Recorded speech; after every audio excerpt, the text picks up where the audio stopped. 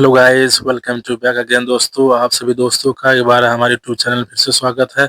दोस्तों, अगर आप फर्स्ट टाइम इंटरव्यू देने जा रहे हैं एज ए स्टोर कीपर के लिए या फिर as a assistant store keeper के लिए, किसी भी गल्फ कंट्री के लिए, Dubai, Bahrain, Saudi, Oman, Kuwait, कहीं के भी लिए, तो दोस्तों इस क्वेश्चन को बारे में हमको पता होने से जो क्वेश्चन मैं इस वीडियो में बताने वाला हूँ, क्योंकि ये क्वेश्चन दोस्तों बहुत ही इंपॉर्टेंट है, बहुत ही यूजफुल क्वेश्चन है। ये क्वेश्चन मुझसे पूछा गया था इंटरव्यू में, कुछ क्वेश्चन दूसरे से पूछा गया था। मैंने एक लिस्ट तैयार किया है जो क्वेश्चन मुझसे पूछा गया था इंटरव्यू में, एक दूसरा स्टोर कीपर थे उनसे मैं पूछा हूँ। तो लगभग 10-11 क्वेश्चन है जो बहुत ही इंपॉर्टेंट है, इस क्वेश्चन के बारे में पता होना चाहिए। मोस्टली इस क्वेश्चन 8-10 क्वेश्चन बताऊंगा जो मैं आपको, इसमें से 6-7 क्वेश्चन हर क्लाइंट पूछता है इंटरव्यू में। तो एक वीडियो आपके लिए बहुत यूजफुल होगा अगर आप एज ए स्टोर कीपर के लिए या फिर असिस्टेंट स्टोर कीपर के लिए इंटरव्यू देने जा रहे हैं, तो दोस्तों बहुत यूजफुल होगा आपके लिए। तो दोस्तों वीडियो के लास्ट तक बने रहिए, आपको हम पूरा जानकारी इस वीडियो में देंगे। हो सकता है थोड़ा सा वीडियो आपका लॉन्ग हो जा, बट क्या जानकारी आपको सटीक और जेन्युइन जानकारी मिलेगी। तो दोस्तों वीडियो स्टार्ट करते हैं। तो दोस्तों, जब भी आप इंटरव्यू देने जाएंगे, किसी भी सेंटर पे जाएंगे, चाहे लखनऊ जाएं या फिर दिल्ली जाते हैं या मुंबई जाते हैं as a assistant store keeper के लिए या फिर स्टोर कीपर के लिए, तो पहला क्वेश्चन जब जैसे आप केबिन में एंट्री करेंगे तो क्लाइंट ये पूछता है इंटरव्यू में इंट्रोडक्शन के लेके। तो इंट्रोडक्शन के बारे में आपको पता होगा, जहाँ तक मैं जानता हूँ, कैसे आपको इंट्रोड्यूस करना अपने आप को। अगर नहीं पता तो मैंने एक वीडियो उसके बारे में बना रखा है, इस चैनल पे आप जाकर देख सकते हैं। आपको जब क्लाइंट पूछता है tell me something about yourself, तो दोस्तों इस क्वेश्चन को हमको बहुत कम समय कम सेंटेंस में जवाब देना होता है। कुछ लोग क्या करते हैं कि बहुत लंबा इंट्रोडक्शन बना लेते हैं। अपना क्लाइंट पूछता है tell me something about yourself, तो अपना नाम बताएंगे, परिचय बताएंगे, उसके साथ साथ अपना घर का बैकग्राउंड बताना शुरू कर देते हैं। तो ऐसा नहीं हो बताना आपको है।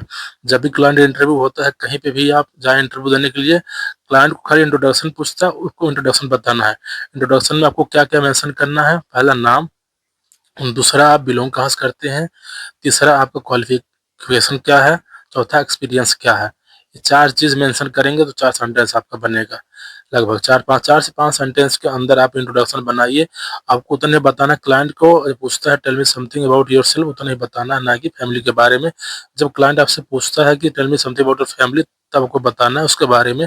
तो दोस्तों एक अच्छा सा आप इंट्रोडक्शन अपना प्रिपेयर कर ले, अच्छी तरह से प्रैक्टिस कर ले। अगर जानकारी है तो आपको अच्छी बात है, नहीं तो मेरे जो वीडियो आप देख सकते हैं, मेरे चैनल पे पड़ा है इसके बारे में।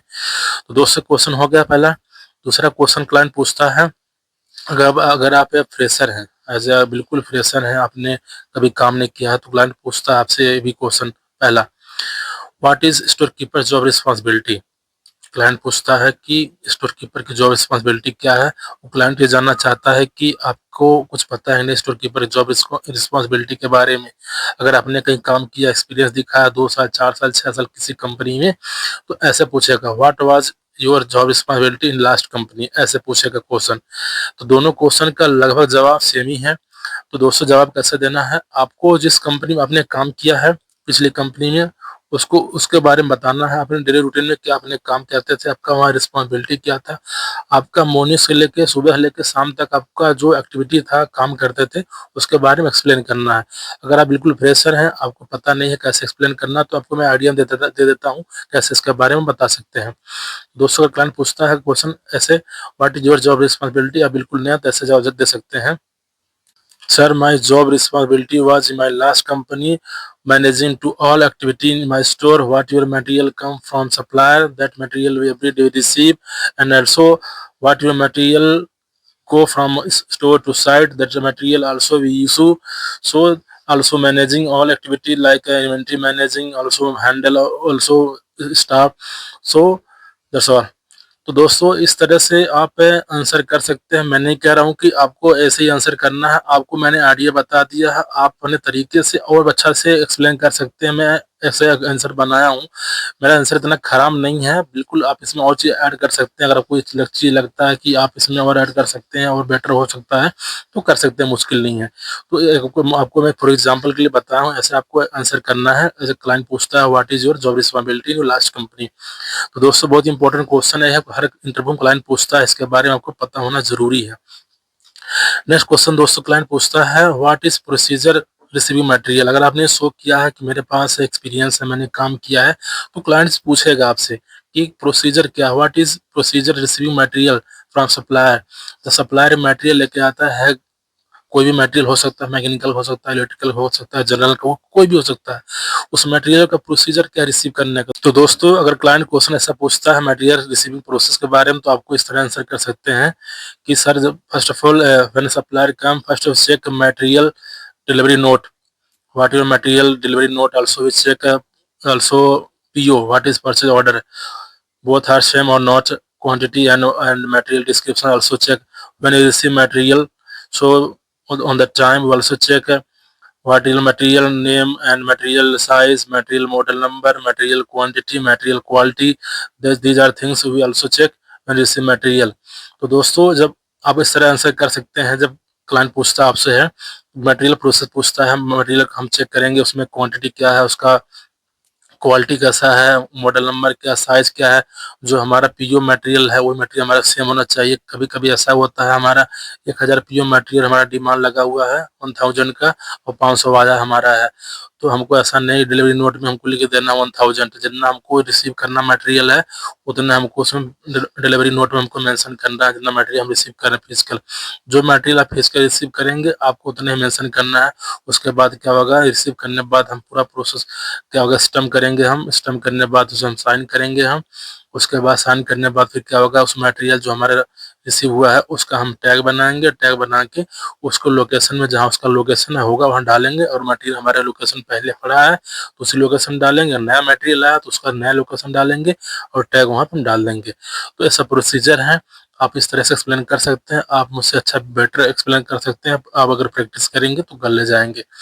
तो दोस्तों ये क्वेश्चन हो गया। नेक्स्ट क्वेश्चन दोस्तों जो है बहुत इंपॉर्टेंट वो भी है, how do you verification physical inventory in your store.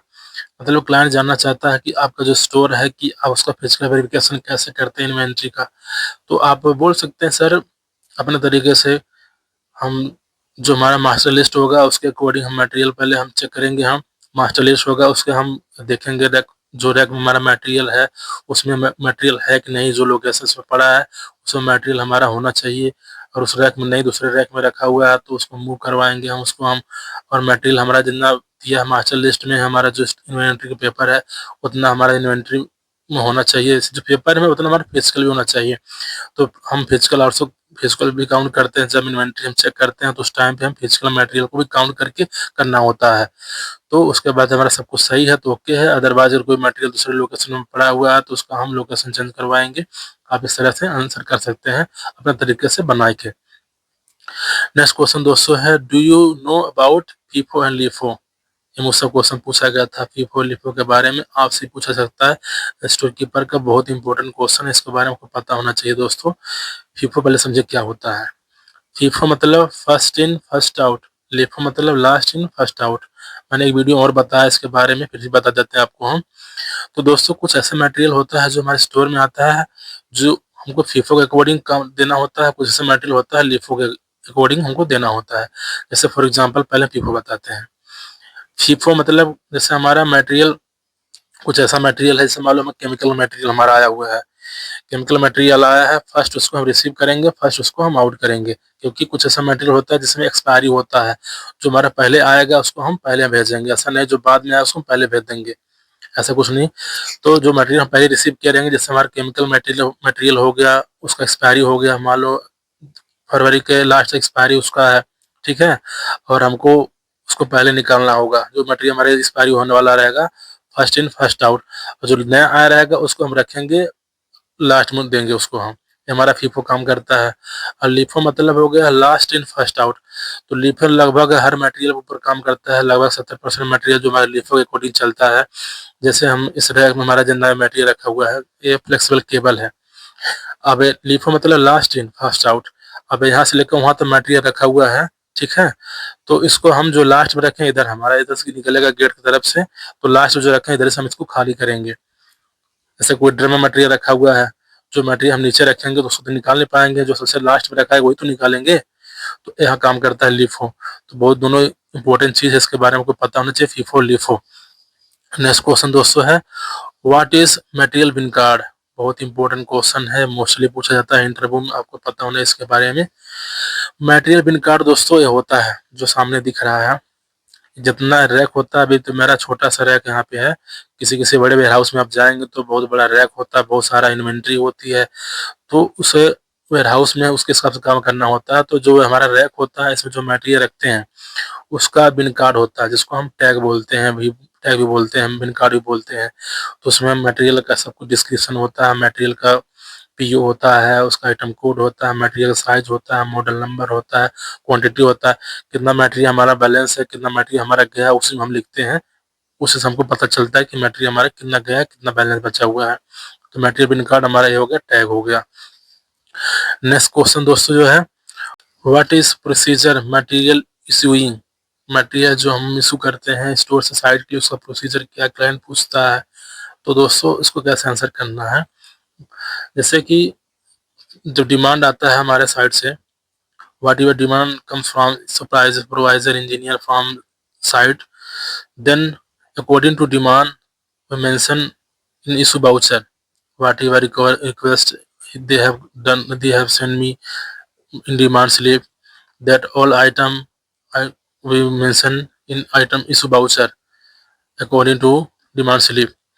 तो डिमांड स्लिप के अकॉर्डिंग हम उसे मेंशन करेंगे, आइटम कोड डालेंगे, उसमें हम उसमें क्वांटिटी डालेंगे, कितना क्वांटिटी है।